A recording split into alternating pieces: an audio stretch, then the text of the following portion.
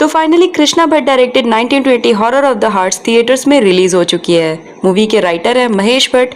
Movie का run time है 2 घंटे 20 मिनट का और मूवी के लीड रोल में है अविका गौर और राहुल देव। तो चलिए मूवी की एक्सप्लेनेशन शुरू करते हैं।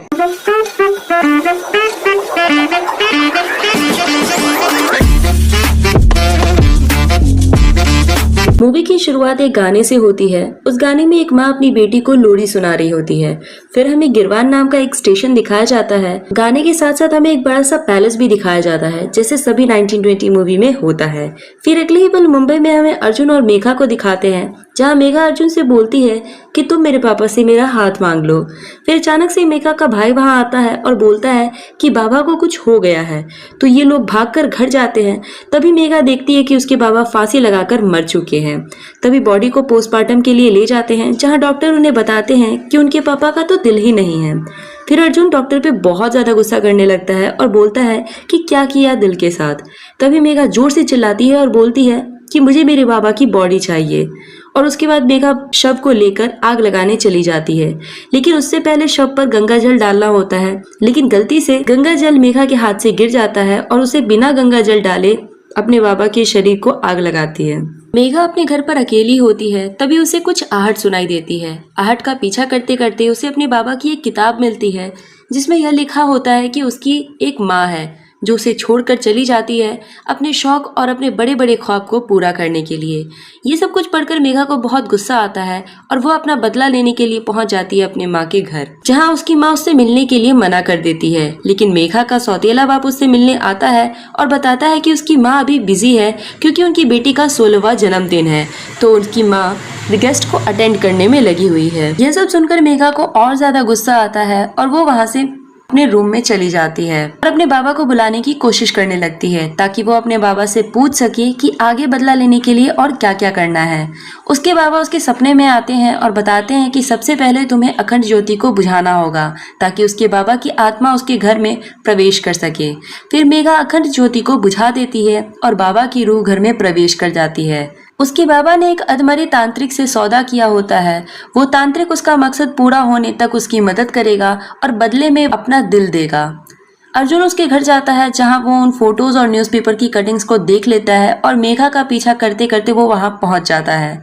फिर मेघा सुबह सुबह नाश्ता करने जाती है, जहाँ वो अपनी माँ से टकरा जाती है और उसकी माँ के हाथ से दूध का ग्लास गिर जाता है। फिर उसकी माँ बोलती है सुबह सुबह अपशगुन। ये सुनते ही मेघा रोते हुए जंगल में भाग जाती है। फिर अचानक से वहाँ अर्जुन आ जाता है और मेघा से बोलता है कि तुम बिना बताए वहाँ से क्यों चली आई। फिर मेघा बोलती है कि मैं तुम्हें बाद में सब कुछ बताऊंगी, अभी तुम वापस चले जाओ। फिर अर्जुन बोलता है कि मुझे सब पता है कि तुम यहाँ बदला लेने आई हुई हो अपनी माँ से, लेकिन मैं तुम्हें ऐसा नहीं करने दूंगा। तुम्हें मेरे साथ वापस मुंबई चलना होगा। लेकिन मेघा जाने से मना कर देती है और अर्जुन भी वहीं रुक जाता है। फिर दोनों के बीच में रोमांस होने लगता है। दोनों प्यार की आग में डूब जाते हैं। तभी वहाँ बाबा की रूह आ जाती है और बोलती है कि तुम अपने रास्ते से भटक गई हो, तुम कभी अपना बदला नहीं ले पाओगी। उस तांत्रिक को समझ आ जाता है कि अर्जुन की वजह से मेघा अपने रास्ते से भटक रही है, इसलिए अर्जुन को रास्ते से हटाने के लिए तांत्रिक अर्जुन को ही मार देता है। अगले दिन अदिति मेघा से बोलती है दीदी मेरे साथ चलो, कुछ दिखाना है। और अदिति मेघा को अर्जुन की चिट्ठी दिखाती है, जिसमें लिखा होता है कि उसका एक्सीडेंट हो गया है और वो हॉस्पिटल में भर्ती है। फिर मेघा और अदिति हॉस्पिटल जाते हैं अर्जुन से मिलने। अदिति बाहर ही खड़ी रहती है और जो अर्जुन बताता है कि उसका ये हाल उसकी माँ ने किया है। मेघा यह सुनकर और बदले की आग में जलने लगती है। तब अर्जुन बोलता है कि वो उसके साथ है और अर्जुन उसे उसके बाबा का शव का मटका देता है। फिर मेघा और अदिति वहां से चले जाते हैं। फिर रात में मेघा अदिति के रूम में जाती है और शव की राख को अदिति के तकिए के नीचे रख देती है और फिर उसके बाबा की रूह अदिति को अपने वश में कर लेती है। फिर मेघा को एक मौलाना मिलता है जो बोलता है कि तू बदले की आग में जल रही है, तुझसे बहुत बड़ी गलती हो गई है। तुझे जब अपनी गलती का एहसास हो तो मेरे पास आ जाना, मैं तुझे सही रोशनी दिखाऊंगा। बस मैं ही जानता हूँ कि ये बदले की आग कैसे बुझेगी। फिर बाबा की रूह अदिति को तरपाना शुरू कर देती है, जिसे देखकर उसके मॉम डैड बहुत परेशान हो जाते हैं। वह रूह उसके जिस्म के साथ खिलवाड़ करने लगती है। फिर उसका इलाज करवाने के लिए डॉक्टर को बुलाया जाता है। वो डॉक्टर उसे देखने के लिए उसके पास जाता है, लेकिन वो डॉक्टर का कान खा जाती है। फिर डॉक्टर वहां से भाग जाता है। तभी अर्जुन पत्थर फेंककर मेघा को नीचे बुलाता है। मेघा नीचे जाती है और अर्जुन मेघा से बोलता है कि हमें यहाँ से भाग जाना चाहिए, अब हमारा काम हो गया है। और उनकी ये सारी बातें नौकर सुन लेता है और बोलता है कि तुम दोनों के बारे में मैं सबको बता दूंगा।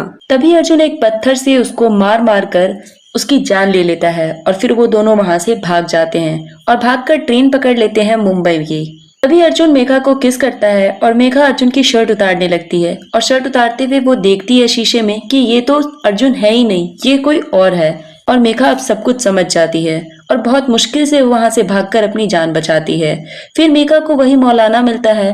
वो मेघा को एक किताब देता है जिसमें उसकी माँ का सारा सच लिखा होता है। वो किताब पढ़कर मेघा सब कुछ समझ जाती है कि ये सारी चाल उसके बाबा की है। उसके बाबा ने सब कुछ उसे उल्टा बताया उसकी माँ के बारे में, उसके मन में बदले की भावना पैदा करने के लिए।